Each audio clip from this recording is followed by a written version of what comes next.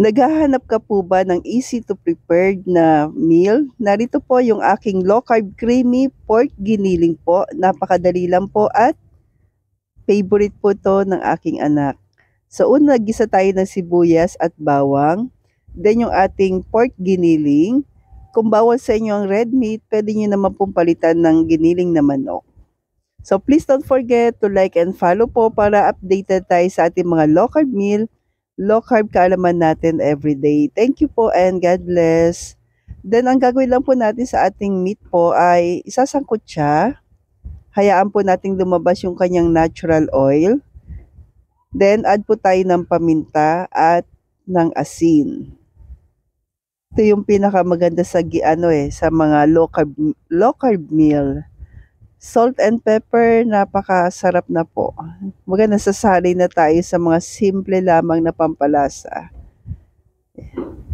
Yan, sangkutsa mo lamang po ka low carbs.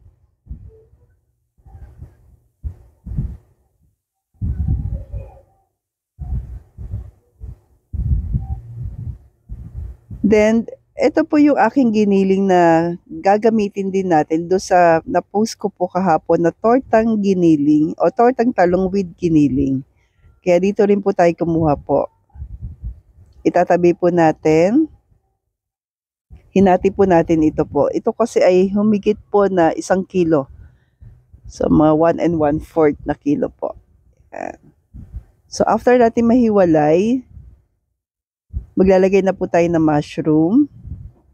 So, yung iba po, ito yung nakagisna natin na naglalagay tayo ng potato, carrots. So, dahil out po sa atin yun po, yung potato, inalisan lang natin, pinalitan natin ng mushroom. Then, add po tayo ng tomato paste.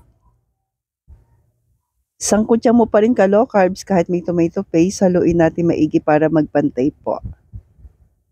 Then, add po tayo ng konting tubig po.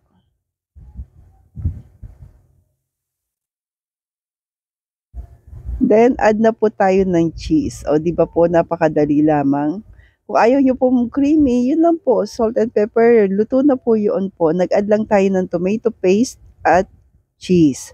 So, ito rin yung ating nilalagay din actually sa spaghetti. Kulang na lang ng shirataki noodles. So, may ganon. Meron ka na rin low carb spaghetti. O, di ba po?